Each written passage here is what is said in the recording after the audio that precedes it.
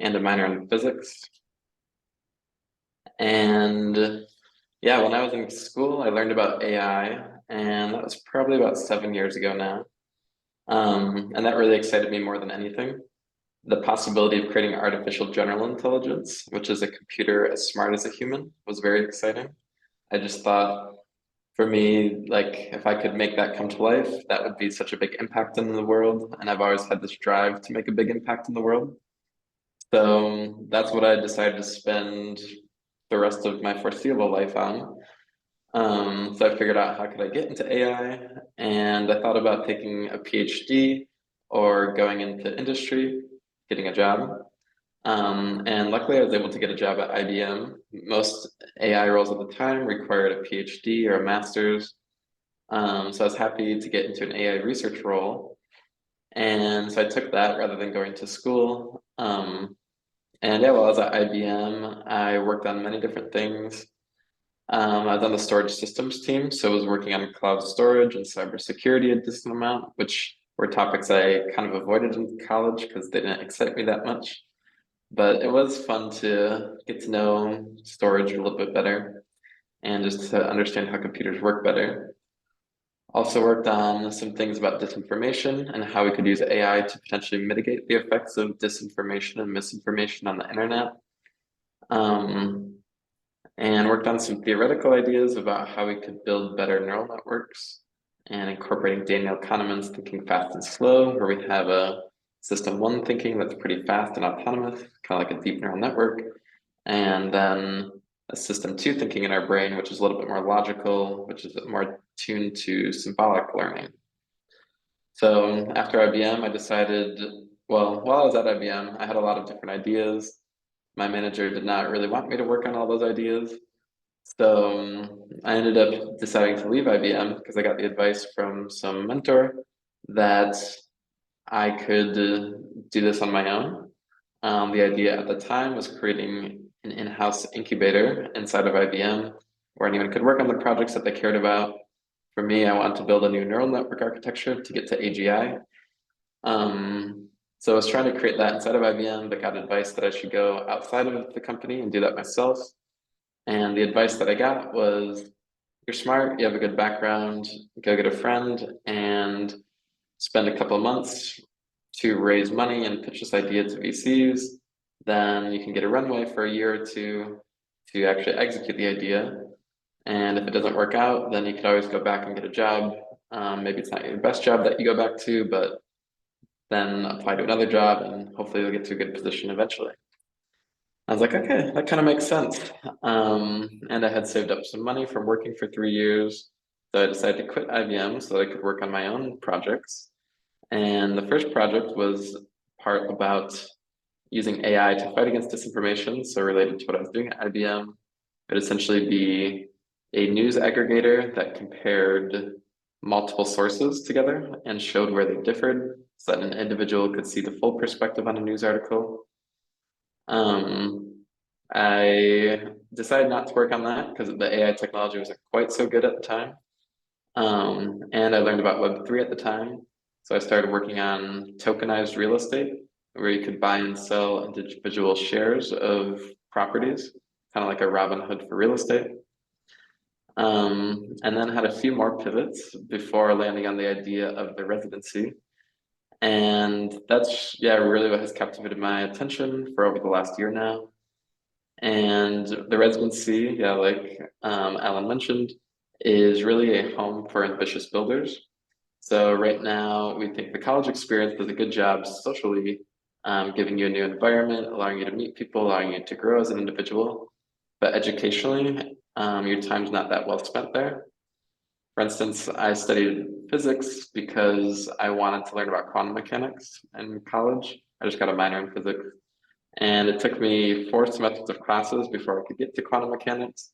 And when I was in quantum mechanics class, I didn't even get to learn about the cutting edge there. It was just kind of plugging and chugging equations. So I think like now with GPT, for instance, you can quickly learn what is at the cutting edge of quantum mechanics and get to a much deeper knowledge of a topic much faster than you just going solo rather than going in classes. So with the residency, we want to keep the social experience of college the same by providing an in-person community on a college campus so that you're surrounded by many people like yourself. And then we want to change the educational experience by, instead of going to classes, you get to spend time building your projects that you're most passionate about and learning things that you care about at your own pace with a group of other people. So yeah, that's kind of the main idea of the residency. And we just started our first cohort about a month ago, and it's going well so far. They're living inside of a hacker house in University of Berkeley's campus in California. So I hop over there pretty regularly and hang out with them all. Yeah, at the end of the semester, we have a demo day where they get to pitch to VCs and also recruiters from OpenAI, Anthropic, and companies like that.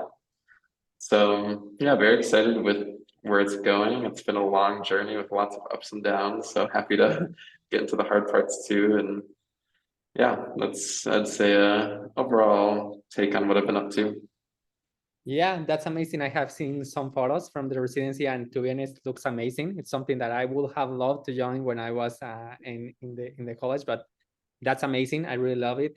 But before jumping into the residency, something that caught my eye when I was researching, and I saw that you already you were in other podcasts. I see that that you really have a big passion for AI. So can you share more with us, like the motivation behind pursuing a career in artificial intelligence and machine learning? What motivates you? What do you think, like, what excites you about the future with AI? Yeah, good question. I think in the long run, I see computers being as smart as humans. So for me, that really excites me because I think one, it will be as smart as humans, and two, it'll be smarter than humans. So once it gets to that point of being smarter than humans, I think it'll be able to come up with more solutions to problems that we have. Like maybe it ends up learning how to cure all the diseases that we have. Maybe it learns like the nature of the universe and uncovers secrets of physics that we don't know yet. So for me, I'm excited by, yeah, just where humanity can get when we have something that's super intelligent. So one, like just uncovering the amount of knowledge that's out there in the world. And then the second aspect is I think it can do a lot of work for us, some work that we don't want to do.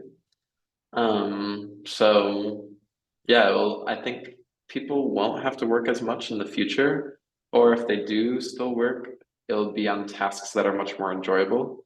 So I'm excited for it to kind of automate away the boring parts of life. Amazing. And in terms of education, I saw that you guys posted something like, this is what we think is going to be the future of education with AI. And there was an image with what is going to be the role of AI and the world of humans. How do you envision the world of AI X education? What do you think is going to happen in that case? Yeah, I think like the lens that I've been looking through that at mostly has been through higher education. So people at like 18 to and beyond.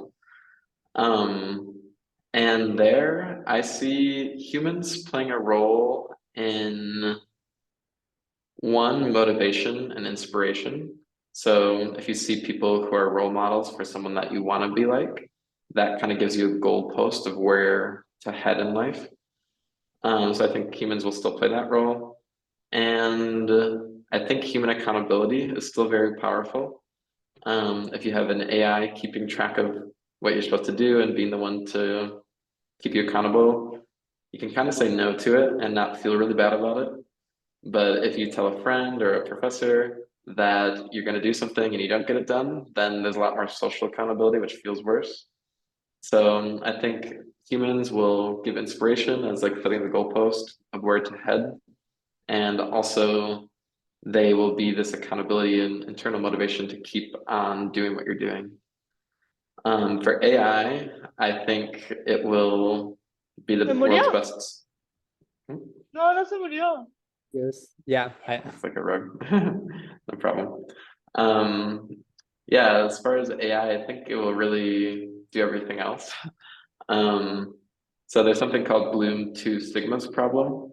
And yeah, for anyone else who's not familiar, it just says that one-on-one tutoring is the best way to learn. And it's called 2 Sigma because people who get one-on-one tutoring do 2 standards of deviation better than the average. So that's like very significant. And the reason why we don't have one-on-one tutoring is because it's expensive. So with AI, you really can give everyone a one-on-one tutor for a very affordable price. So I think that's just going to be revolutionary in the education space, where everyone has a personal tutor and can then start performing 10x better. And I think like now the things that people have to learn are going to change because AI will be able to do a lot of the tasks for us. So we don't need to know as much as we once did.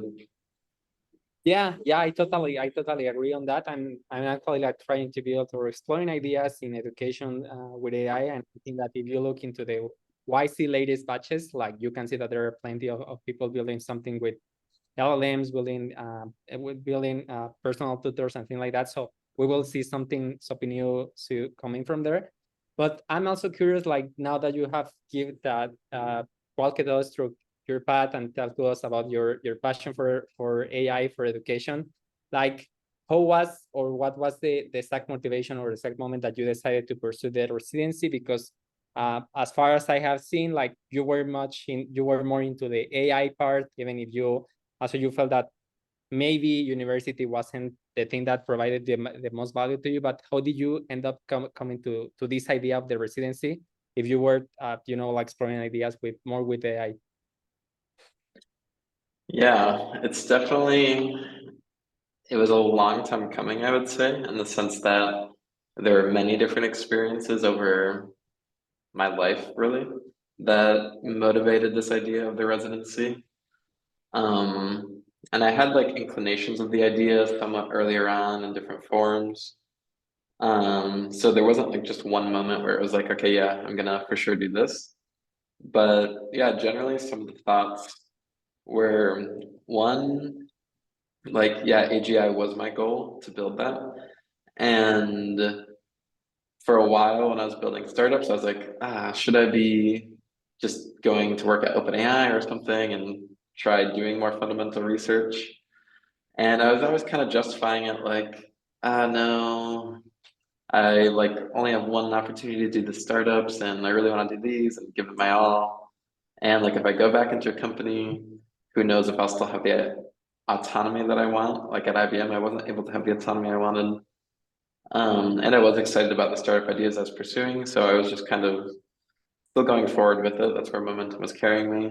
But I always did kind of have it in the back of my mind, maybe I should do AI. I think once GPT 3.5 came out, or Chat GPT generally, at that point I was like, okay, OpenAI has pretty much got it. To me, GPT is basically general intelligence. It can do almost any task that you want it to do in its own environment, which right now is just limited to text. And I think, yeah, now when I think it's going to be very small tweaks to get us to what more people would generally accept as AGI. If you saw on Twitter or Reddit, Sam Altman said something like, AGI has been reached internally, and that kind of made people go crazy. I don't know if it's true or not, but I wouldn't be surprised if it was true. Just because I had always thought, okay, right now AI is just in a text environment, and that is just a very limited set of information about the world. But once AI gets access to audio and visual information and video information, in addition to text, I think that just like enormously increases the amount of knowledge that it has, and it can make new connections and do new things that it couldn't before. So I think like now it's starting to be multimodal. GPT is releasing DALL-E integration with it. And I think like the next step, once it just gets into a robotic form and is able to act in the world, that will like kind of complete it and it will be AGI. So for me, I felt like there was no real thing that I could do that would be super impactful. So yeah, kind of coming back to motivations when I was younger, I've just always had this strong desire to want to make my name for myself and do something big in the world. So realizing that I wouldn't be the one to build AGI made me think, okay, what's after AGI? And I think, yeah, honestly, who knows what the world's going to be like after AGI? But I think it's not going to be too different from what we see currently. And I think there will be a lot of jobs changing. But one thing that I think will still exist is that people will want to find meaning in life and be pursuing interesting things and growing and learning and, yeah, living basically. So with the residency, I got excited about this idea in particular, being like, okay, in the world of post AGI, we still need to help people grow and learn and interact with other people and have fun experiences. And I think, yeah, by changing the college experience, we really get to help people grow and learn and have great relationships. And I think that, yeah, college is like, has so much potential right now to do a lot of good for the world and get people to find their passions and build the future. But right now it's just lacking. I think we've gotten too accustomed to the majors and degrees, and it's too rigid now, especially for the world and how fast it's evolving. Like if you wanted to be an influencer, you can't go to school for that, but like it's actually a really viable career path that a lot of people would enjoy. And being an AI researcher, like if you want to go to school for that, you probably have to take at least like 2 years of classes before you can get to the AI classes.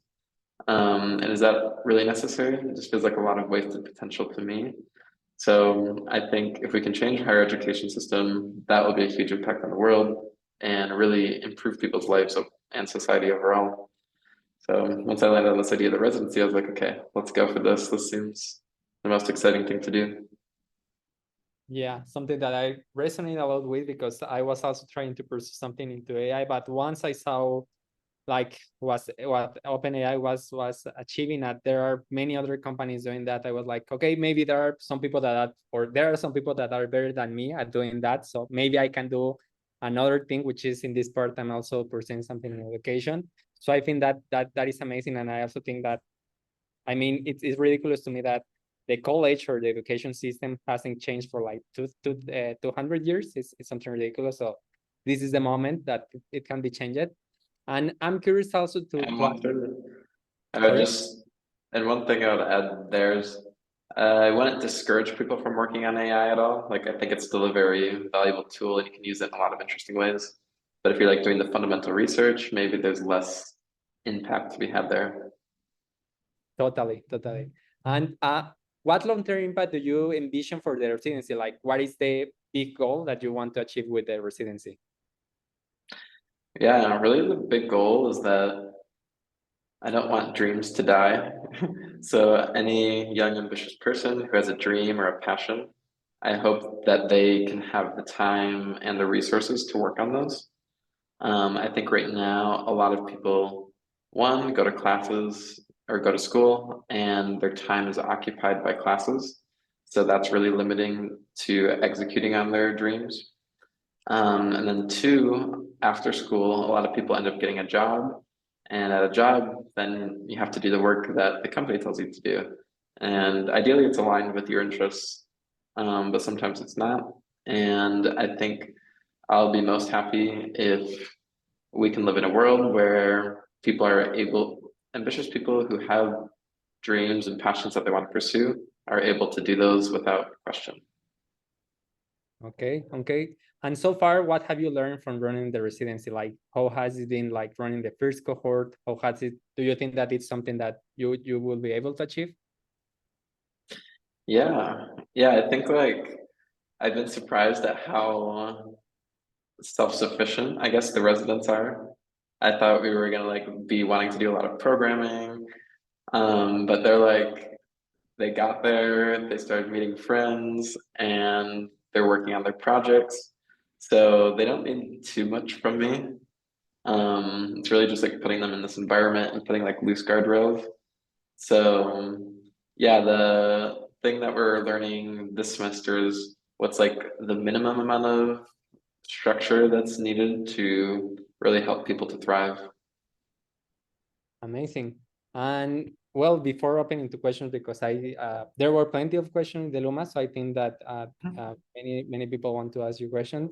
But the last thing from my side will be if you can also just share with us like overall like the structure of the residency. You share with us something, but many people in the Luma were asking us like how is it the process to apply, how can they be part of the residency. So if you can walk us through more general details of the residency, that will be amazing. So yeah, I'll share with you the link to the website. So yeah, for applying, the link to the application is on the website. Right now, we're recruiting for the January cohort, which yeah, will start in Berkeley and potentially at Harvard in January. And the program, or yeah, I guess the application process is you fill out the application online, then our team reviews it. We reach back out to people who we want to talk more to. Then we schedule at least one one-on call and get to be connected more. And then there's 2 more in-person interview, or well, video interviews to get to know people better. And yeah, we're really looking for people who are excited to build and wanna be building around other people. So yeah, if you have like a startup idea, that's awesome. If you like research, that's amazing too. Or if you're not sure what you want to do, but you know you want to do something, you just want to like learn a lot and be exposed to a lot of new people, that's also a great place to be. So yeah, as far as the actual programming, it's a 4-month-long cohort, and at the end of the cohort, we have a demo day, which yeah, kind of mentioned already. And then in the actual programming and the week to week, we have a smaller demo day. So each week you're presenting to the rest of the group what you've worked on, getting feedback on your ideas.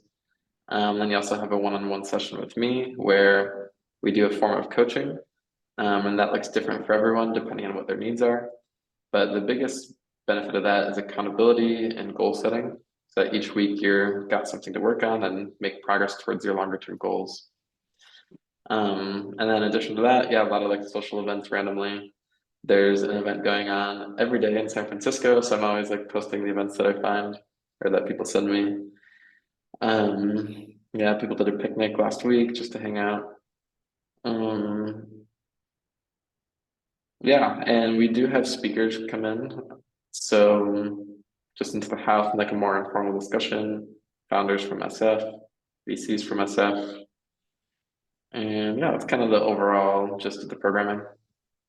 The last thing will be, is this open to anywhere from the world? I mean, do people from Latin America can apply?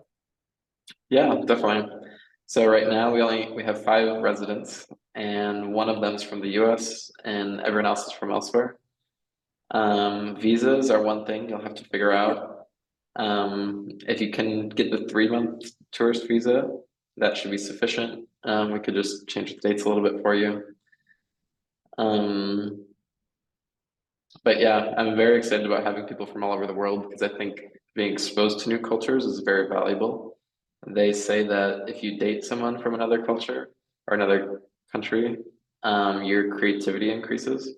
So I think if you're living with other people from other countries, similar applies. Yeah, totally. I have lived in other countries and that totally applies. So I wanted to keep this short because as I said, there were plenty of questions in the Luma. So guys and girls, I want to open for questions. Don't be shy. I know that and normally most of you tend to be a bit shy, but if anyone has any question, just feel free to raise your hand and you can ask Nick anything. There were plenty of questions related to education, to residency, to entrepreneurship. So if you want, feel free to ask any question to Nick. So I will leave a few minutes, a few seconds, if anyone wants to ask any question. If not, we can go to the ones that you had left. But I see that Diego, you were the one. So if you want, you can ask your question. Hi, Nick. Thanks for your talk. I wanted to ask, how can someone from business background introduce in the AI development? Would you recommend that someone that is not tech introducing in this field? Yeah, so you want to get more knowledge about AI. I wanna build a business based on AI. I'm right now like building a fintech, but with this lot of news that we have now and the future of the how the digital products will work, I think that we should include it in our development. But I'm not like a tech background guy, so I'm a business background, but what do you think? Should I introduce in this field or not? Yeah, I think AI is definitely going to be very applicable to every field. So I think, yeah, whatever your startup is, there's probably a way that you could use AI. So I think brainstorming around that is helpful. And there's probably some base level of knowledge needed to do sufficient brainstorming. Traditional, or like in the past, I would be telling people to go do Andrew Yang's Coursera course on deep learning, because that would give you kind of all the fundamentals of how neural networks actually work. I don't really think that's necessary for most people now, especially if you want to just use AI rather than get into the nitty-gritty details of understanding how it works. So honestly, like, I think in your use case, if you have kind of an idea or like maybe some ideas of how you want to use AI, I would start giving GPT the challenges. So like get a GPT account, or like one of the other LLMs, Poe is a free one, Poe. And you can start giving it data sets, and like giving it challenges for you to do. So like if in your app you need AI to give financial projections of someone's spending, you could just put in the chat and see if GPT can do it well enough for your standards. And there you could start getting a sense of if AI is applicable for your company or your app. And yeah, then from there, I think, yeah, it's a lot of hustle, I guess, to actually start integrating it. I'll look up a bunch of tutorials, even ask ChatGPT, like, how should I go about learning AI? I think, like, honestly, that's a great way to start. Like, you'll have so many recommendations. And yeah, I think it's definitely valuable to look into and understand better. Well, thank you, Nick. Yeah, you're welcome. Hope that helped. The next one is Valentin. Hi, Alan. Hi, Nick. Thanks for this space. I am wondering if I wanted to pursue a career in neuro AI, what give me this program for this particular field, such research, connections, what can I get what a resident program can give me to pursue a career in this field? Was there a specific type of AI that you said? Neuro AI, like Neuralink. Oh, nice, cool. Yeah, I think Neuralink is awesome and will be very beneficial to the future. I think, yeah, I actually was at a talk where someone was using bio and ML to come up with new antibodies. And her advice to have someone join the field was, one, you have to know what you're doing about machine learning. Or well, first I'd like look at the job descriptions on Neuralink and see what kind of roles they have. I imagine they have people who are more on the bio side and like neuroscientists potentially. And then I'm sure they have many more people on the machine learning side, and probably spots in between. So I would look at those roles to start and kind of get a sense of where you want to go. And then from there, start developing the skills that they say are best, or like that they're looking for. So yeah, depending on like where you're at, if you want to go to school or just build projects, like if you do want to go to school, picking a major that they're looking for, obviously is a great step. but I have seen more success of people building out projects that are related and showing a history of interest in a given space. So for instance, if like, would you be more interested in the machine learning side, it sounds like, of Neuralink? Yeah, yes, I came from machine learning background. Also, I liked neuroscience, and also I am in a group of neuroscience in Argentina to host, in this group, host regular meetings with different professionals from the region in bioengineer and neuroscience. Nice. Yeah, so it sounds like you already got the background that they'd be excited about. So I think if you don't already have projects, more projects that show that you can do machine learning well on your GitHub will be valuable. And even like posting those on Twitter and really just DMing people who work at Neuralink on Twitter and yeah, kind of messing with those people a bunch. And I also did actually just meet someone recently who's going to be an intern at Neuralink soon, so I can connect you and him. And yeah, I'm sure he'd have a lot more thoughts too. But yeah, Okay. a lot of, and just general advice for everybody, cold outreach is great. The college is touring for me. I had to fight every day to keep things interesting because I burned too much in college, but I keep going.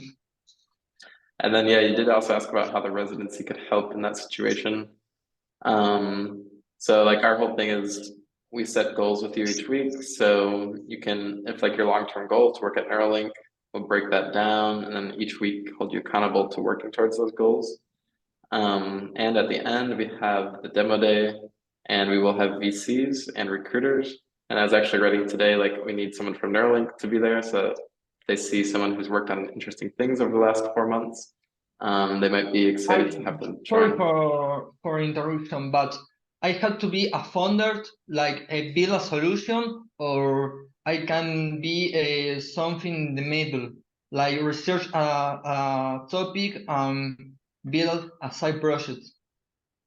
Yeah, you can be something in the middle for sure. We want to just help anyone who's ambitious and wants to do something cool in the world. And we do categorize like working at Neuralink or OpenAI or any company like that as something ambitious. Thanks for this meeting. All the best for the residency and your future. Thanks. Amazing. We hope to see you in the residency, Valentin. And next one is Juan Pablo. Let me.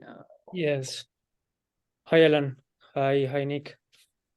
First, thank you for your talk, and it's amazing what you're doing with the residency. I actually talked with a friend who talked me about before, like 2 weeks ago. He was like, "Hey, check this out," because I'm actually looking to move to San Francisco, and he was like, "You should apply." I actually wanted to ask you. I have my background is in business. I actually graduated from college like last week, but right now I'm actually learning about AI and programming. So I'm actually learning to become like a LLM developer.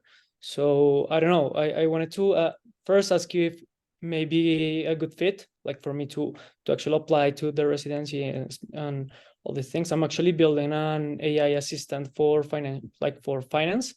So now just to get like your views and maybe know like if you know someone like who is a foreigner that went to San Francisco and actually start a company there, would be great, like to have like that type of experience. Nice.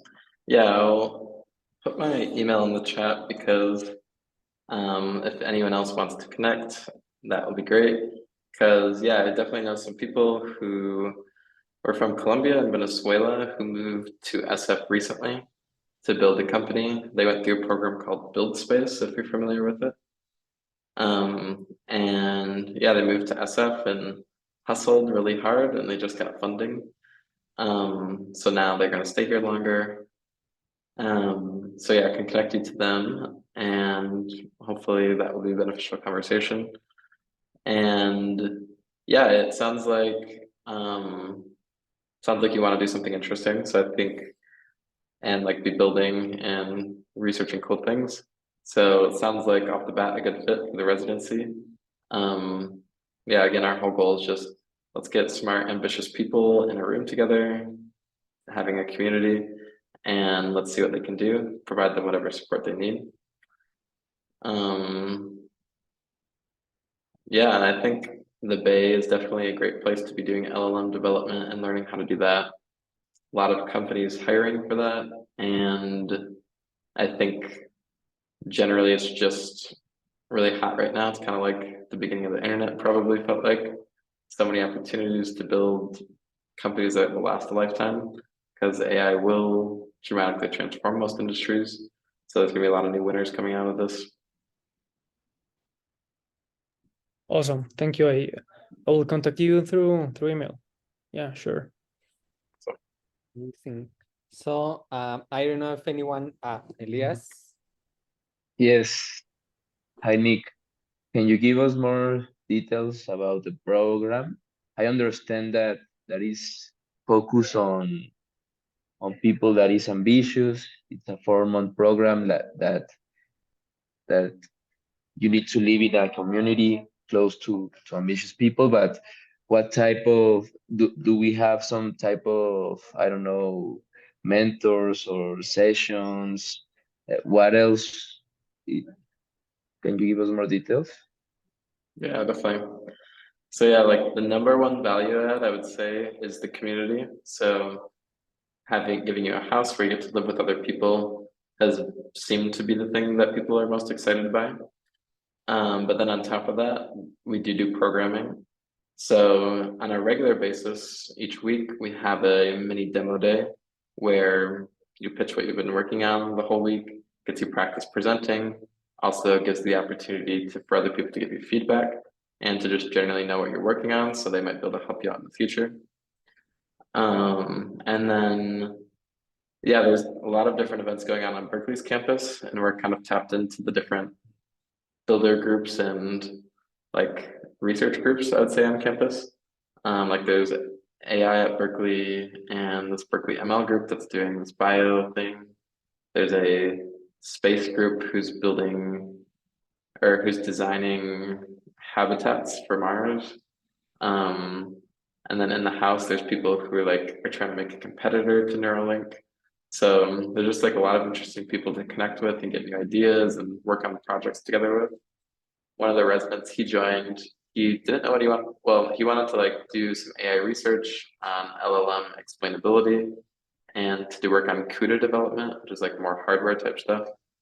But he wasn't exactly sure what he would do. And then in the first day, he met someone at the house who is working on a startup to make the internet faster by changing something on Vercel.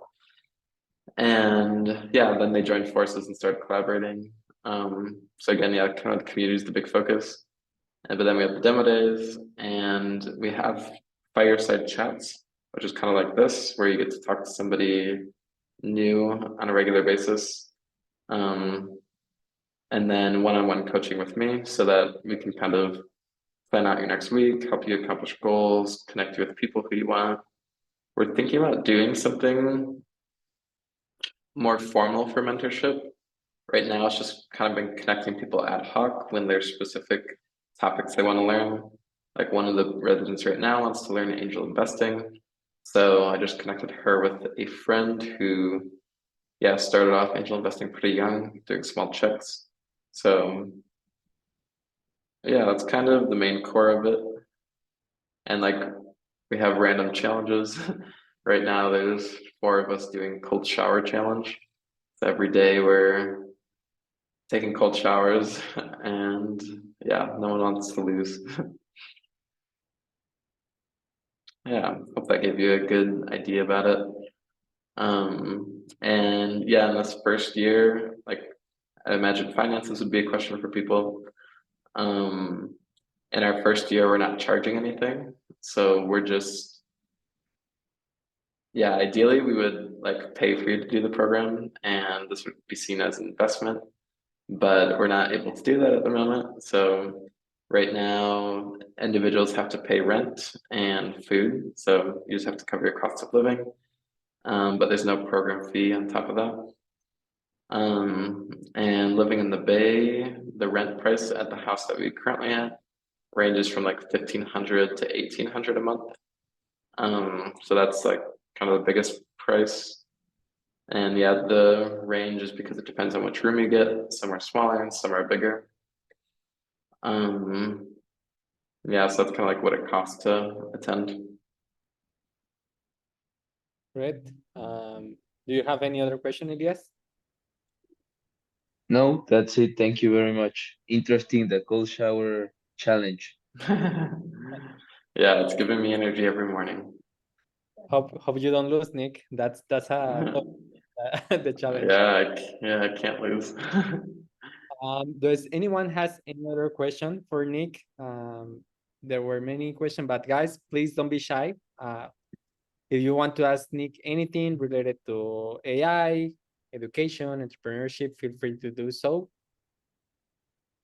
If that's not the case, I just have one last question. As we also have most of the people see the recording async, I will ask you like, what advice would you give to yourself if you were 18 years old again? Like, what advice would to yourself and to the founders? Most of them are between 18 and 20. So, what advice do you have for them, for the founders in Latin America?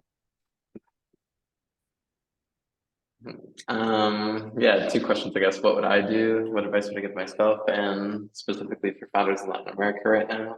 Let's do first to yourself. What advice will you give to yourself? And the other one, like just a general one for the ones here in Latam. Yeah, the thing that immediately came to mind and put a big smile on my face was I was like, what if I took all the money that I spent on college and then yeah, like moved to San Francisco at that time and just started meeting people and started working on ideas that I had at the time, like self-studying coding. That would be an interesting life path. I'm not sure how it would have turned out, but I think there would have been a lot of opportunities and I would have learned a lot more by the time I was 22 and out of college. But yeah, I would definitely have like sacrificed meeting my college friends, which they were great, so I wouldn't want to give that up. I think like overall advice is follow the passions that you're most excited about and don't worry too much about what other people think about it. I think if you follow your own curiosities and are excited by the things you're doing, things will work out the best for you. So yeah, really try to like find the things that give you energy and keep sticking to those things and leaning into those more. And if it's like surprising, like, oh, I don't think I should do this thing because my parents say it's not great or it's not going to make money. Yeah, I think that's another thing. Like, I was kind of concerned about making money and getting a job. So I chose computer science because it was like a great place to get a job. I think it's important to think about that a little bit. But I do think if you're very determined, you can make a living doing anything you want. You might not make as much money, but you'll still be filled and satisfied. Like previously, I want to study psychology, but I was like, oh, now I get the job in psychology. Like, how would I do that? Or like, I wanted to be a chef, but I was like, oh, chefs don't make money. Why would I do that? But then I see examples growing up, like, oh, someone is like this world famous chef, and like I could have been a Michelin star chef, or yeah, psychologists do actually have careers that make valuable money and provide value to the world. So I think like, yeah, think about what you're doing, but like, don't be too afraid to pursue things that might seem hard or scary. Amazing. I love that. Nick, I don't have anything else to say rather than once again, thanks a lot for accepting the invitation. Thanks a lot for sharing your knowledge. Thanks a lot for sharing all about what you have been doing and more about the residency.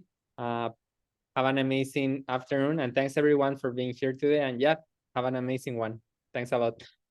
Awesome. Yeah. Thanks so much for having me today. It was great to meet you all. And I appreciate all your questions. They were great to hear. And yeah, if you are interested in the residency, it's on our website, livetheresidency.com. can also probably find our Twitter there. It would be awesome if you give us a follow. And yeah, if you apply, then we'll probably have a one-on-one conversation.